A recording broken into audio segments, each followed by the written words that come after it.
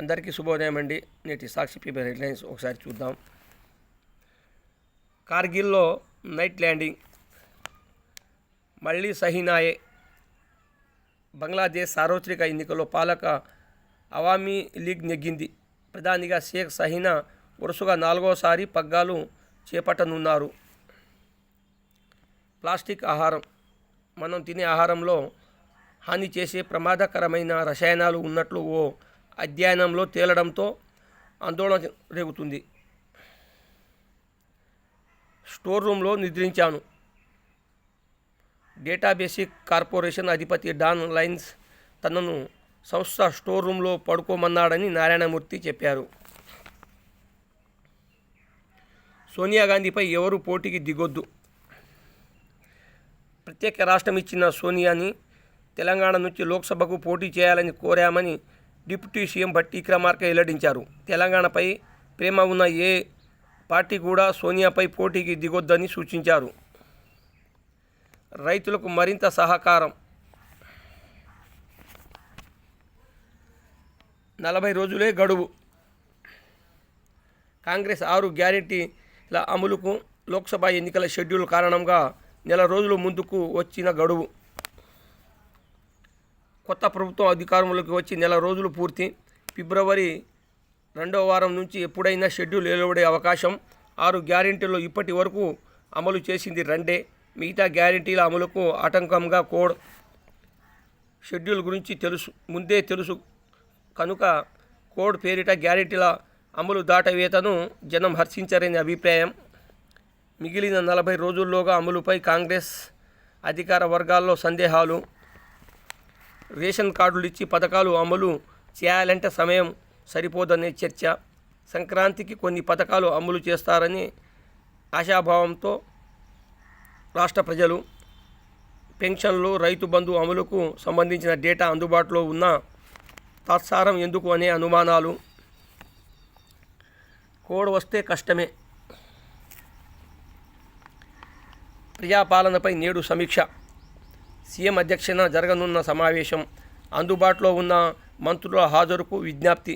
అభయహస్తం, అర్హుల ఎంపిక, కాళేశ్వరం తదితర అంశాలపై చర్చించే ఛాన్స్. ప్రజల గుండెల్లో శాశ్వతంగా నిలిచిపోయేలా నెల రోజుల పాలనపై సీఎం రేవంత్ రెడ్డి. లోక్సభ స్థానాలకు కాంగ్రెస్ కోఆర్డినేటర్లు వీరే. జాబితా విడుదల చేసిన కేసీ వేణుగోపాల్.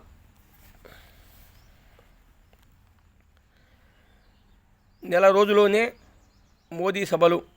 లోక్సభ ఎన్నికల ప్రచారానికి బీజేపీ సన్నద్ధమవుతోంది. ఈ నెలలోనే ప్రధాని నరేంద్ర మోదీ రాష్ట్రంలో 2 బహిరంగ సభల్లో పాల్గొనేలా ప్రణాళికలు సిద్ధం చేశారు. ఉత్తర తెలంగాణలో 1, దక్షిణ తెలంగాణలో మరో సభకు ఏర్పాట్లు చేయాలని నిర్ణయించారు.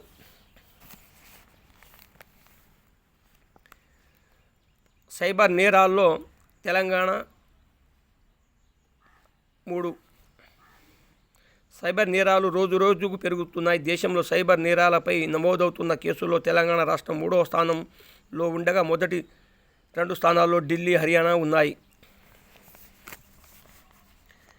మోదీపై మాల్దీవుల మంత్రుల నోటి దురుసు. సత్వర దుమారం. మంత్రులను సస్పెండ్ చేసిన మాల్దీవులు. కొన్ని చోట్ల సిట్టింగ్ ఎమ్మెల్యేలను మార్చితే బాగుండేది. పార్లమెంట్ ఎన్నికల్లో పొరపాట్లు జరగనివ్వం. కేసీఆర్ పట్ల ప్రజల్లో అభిమానం చెక్కు చెదరలేదు. జహీరాబాద్ లోక్సభ సన్నాహక సమావేశంలో బీఆర్ఎస్ వర్కింగ్ ప్రెసిడెంట్ కేటీఆర్.